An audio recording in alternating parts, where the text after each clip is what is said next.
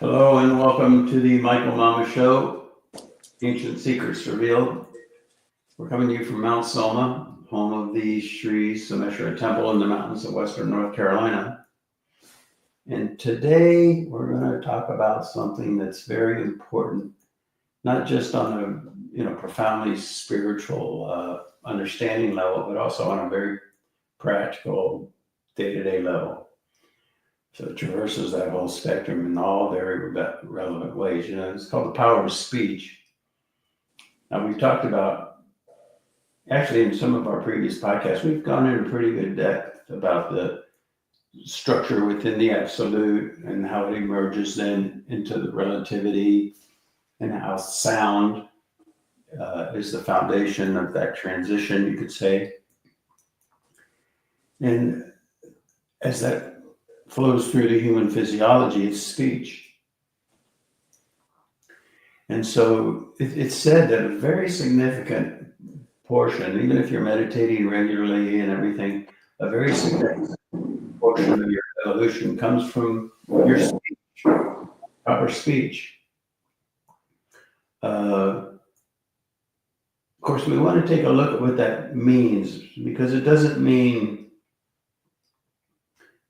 just kind of being, how did I put it? It's kind of mushy and syrupy.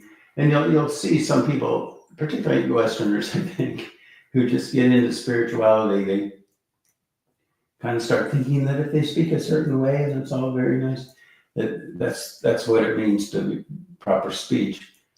And it's well intended, and it's better than just being, foul mouthed and everything. But nevertheless,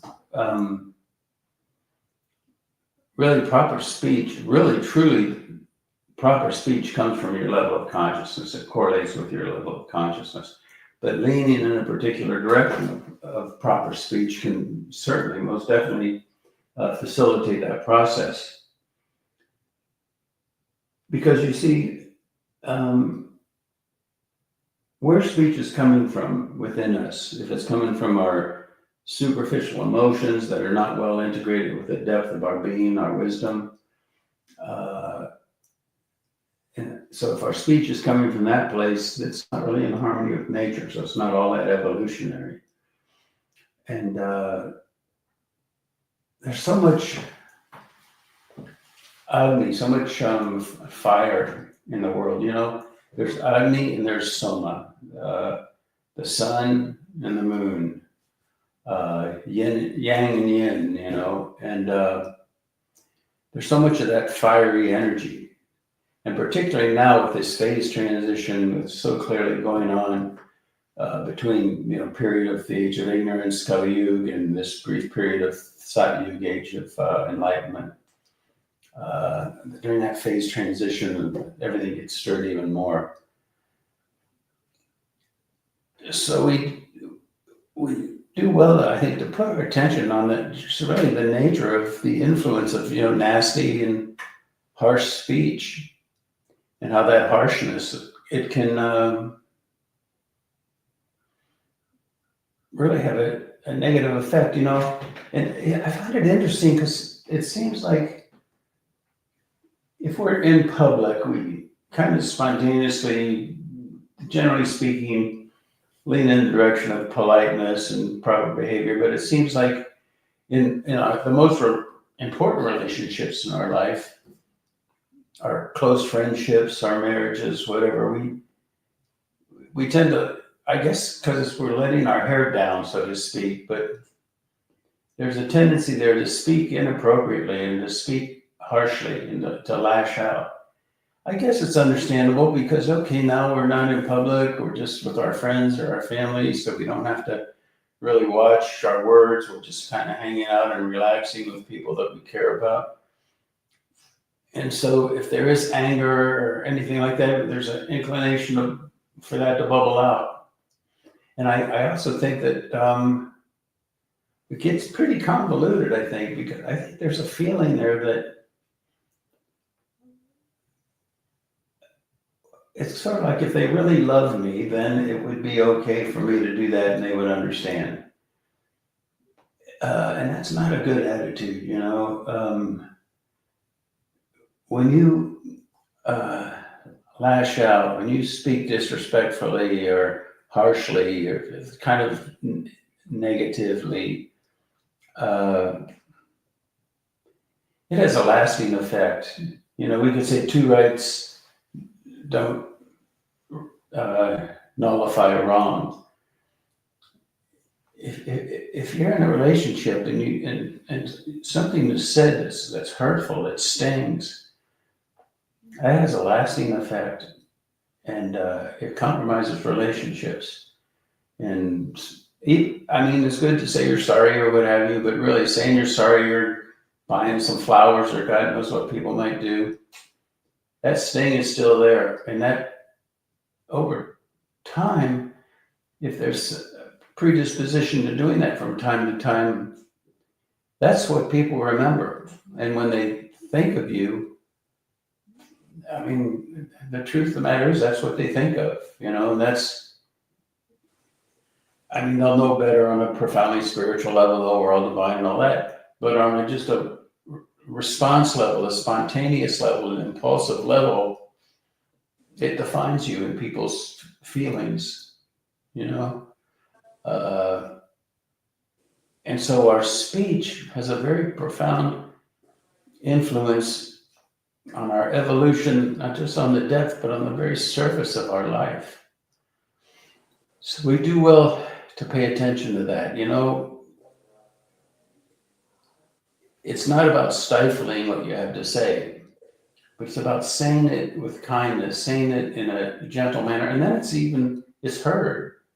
Whereas if it's on the surface, what lingers is you were just hurt. You were just stung. And that's what you remember. And so where that person who did that, we'll say to you, we'll say it that way, that becomes your image of that person. And it's not really that retrievable, So proper speech doesn't always mean talking in a way that's sort of mushy and syrupy. And you'll see that, with a lot of people on a spiritual path.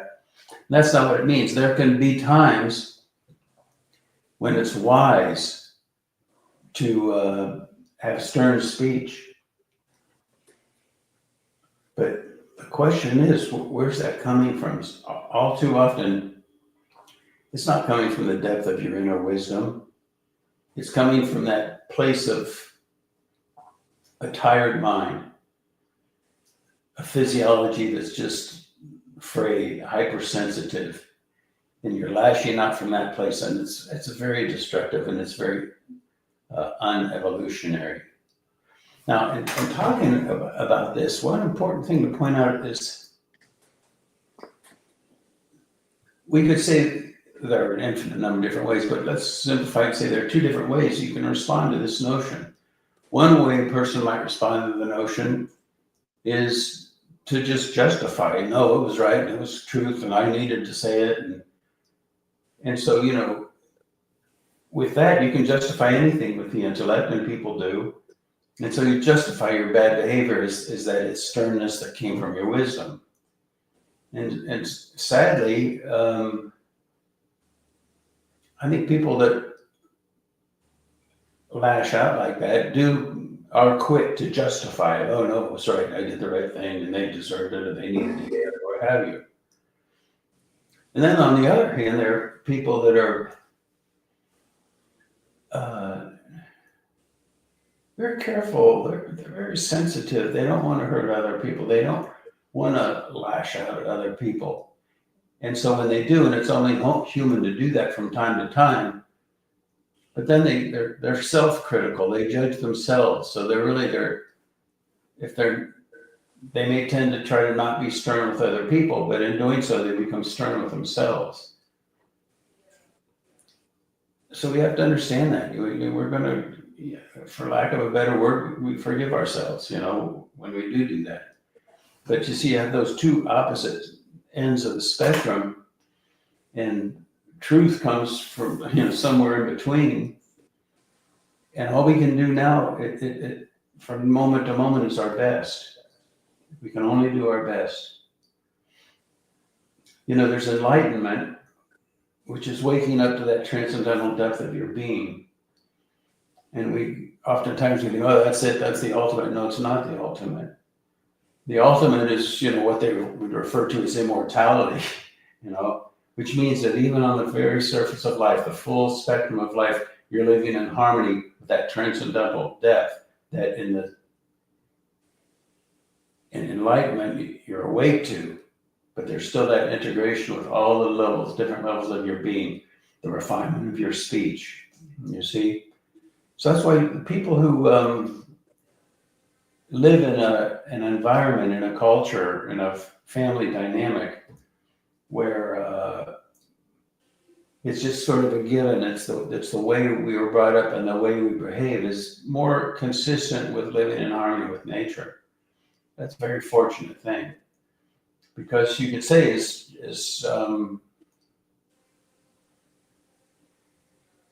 rare a thing enlightenment is.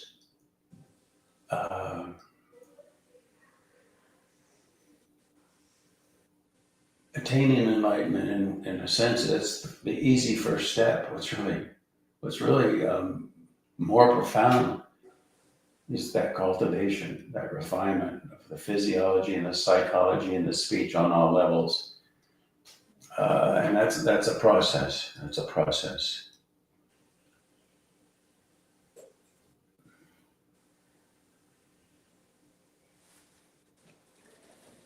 Largely, we could say that poor behavior comes from tired minds. The physiology is tired, the mind is tired, and so it just lashes out from an unrefined place, you see? I think that's the point that I wanted to make. When we feel hurt, I'm looking over my notes here, there's an inclination to hurt back, which just exacerbates the whole thing. And I think a lot of times that's why people act out and why they lash out and why they speak harshly. Something came up, something happened. It could have been intentional or it could have been unintentional, but something someone said or did hurts the person. And so they hurt back, they lash out. If we can catch ourselves and give ourselves some time, it's best to, I call it a second response, to respond after that all settles down. So we're no longer coming from that superficial emotional place that felt hurt or whatever, but we're coming from a deeper place of wisdom. You make your points, but you even make your points better when you're coming from that place. But now there are different case studies, and I would invite you to think of people you know in your life and ask yourself, well, what's their relationship with their speech, with this whole dynamic? Where do they fall in that spectrum between judging themselves if they say anything smart, harsh, and judging other people and justifying their lashing out? It merits reflection, and the hardest part is where do you fall in that spectrum? Yeah. There's an interesting case study. There are tons of them that we know from our personal lives, but also right now that whole thing that went on between Trump and Zelensky in the White House, the Oval Office. It's not sorted out yet. You watch on the news or you watch the replays, and people have their perspectives. We really don't know how that's going to shake out, and we can guess different things. Maybe Trump was out of balance and lashed out, and that was terrible and created a mess. Maybe it was one of those moments where he felt like he needed to be stern to sort of draw a line, to shake the thing up. And right now we don't know his real intent, but we also don't know what the effect is going to be. So we'll just watch and see. Anything else, Scotty? Yeah, I was wondering, there's a few of the things that you've talked about over the years that I thought, well, how would you talk about using these models of like being, merging, knowing, and doing in these situations? And also, if it'd be helpful to, like, you've talked about the chit in the past. And when I was thinking about it when you were talking about how something hurts you, and that now that represents how you see that person in the future, because it's like almost like your chit turns to concrete that makes a big mark in you, and you might put some mud over it. Yeah, we have our storehouse of impressions. It's called the chit. Right. And that determines our whole, it's the subconscious, you could say, but it determines how the conscious mind thinks, how the conscious mind feels, how the conscious mind functions. And so it's actually dictating our behavior. We think it's our conscious mind that's justifying our behavior or dictating our behavior, what have you. But really more of that comes from the subconscious, the chit, the storehouse of impressions. And if the physiology has all these impressions that create sort of a negative disposition, if you will, then you're going to behave from that place. And that's all stored in the subconscious, you know. And then as far as being, merging, knowing, and doing goes,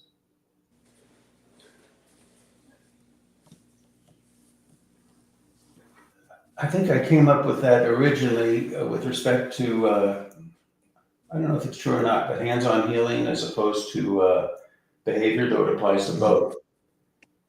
Because when you're working with somebody, or even in daily life, let's just take it to that level. The steps to progress are first to get established in your own being. Just rest in your own being is the short-term value of that, even though really resting in your being is long-term human evolution. But in the short term, okay, settle down, get established in your own being. And from there, you can start to merge with, start to understand, start to get a feeling for where that person's coming from. And then you start to know the person a little bit. You know the situation, the whole dynamic a little bit. You start to understand the whole dynamic a little bit. And from there comes proper doing. Okay, what do you do? How do you handle that? Which is very different than, how most people function. Somebody says something that hurts, bam, you just recoil and hurt back. Where's the being? Where's the merging? Where's the knowing? Where's the proper doing? It's not there. But, that brings up an important point, Scotty, is we have all these principles, like what we talked about in this podcast just now. That's another book. But I think it's more valuable, perhaps, to give you the seed form and then sort it out for yourself. Now, I'm sure there are things I said in the podcast, I didn't say it quite right, or it wasn't totally clear. And so we leave it to you. I think it shows respect for you that we leave it to you that, okay, maybe Michael didn't say that quite right, or maybe there's something here I don't really understand. Let me think about it and find the truth, find it within yourself. This is basically pointing in a direction as far as giving you the goal, which isn't going to happen in any book, really. Yeah. Anything else, Scotty? No, I just think those tools are pretty valuable when you're dealing with all of this stuff. Because I was in a situation the other day where I had always been taking a certain approach with this person, and then it was almost, I had to escalate so that they could hear me. You know what I mean? When I was dealing with them before, I was dealing with them very cordial, very, diplomatic. I wasn't, anything else. And then it felt like he, heard me at the time, but he didn't really. You know what I mean? And then I found, okay, I needed to escalate things, to ramp it up, to really get this guy to feel where I was coming from on this, so anyway. Yeah, I don't know how often we really hear one another. Yeah. We're also preoccupied with our own mindset and our own world. We don't have much time to do that. I was talking with somebody just the other day, and I said that was the beauty of what I really liked about when I was teaching classes, is because I go in there for the whole 3-hour session, of course with breaks and all, or however long it was. That's all that mattered. That was my world. And any cares, any preoccupations, anything else, set that aside. And I was just with the class and with what was going on, which is kind of what you're talking about, Scotty. It's you settle into that and you're with that. And that enables you to come from a more stable, from a state of being, But you're so right. I mean, we, in the classes and that, we offered so many different tools. Yeah. But then that's a whole program. I mean, that's years of study, But what I do in these podcasts oftentimes is offer the seed form, offer the foundation. It's all contained within it. And all of those different techniques that I taught, being, merging, knowing, and doing, or what have you, all those came out of that. They came out of sort of a study of the spontaneity of the function of coming from the depth of your being. And okay, here's how we can help cultivate it, or here's a tool we can use there. But it's not about the tools. It's about the state of awareness. And I think this podcast has conveyed that, Okay, Scotty, that's good stuff. I always appreciate your input. It was good stuff, Scotty. So thanks everybody for listening, and we'll talk again next week.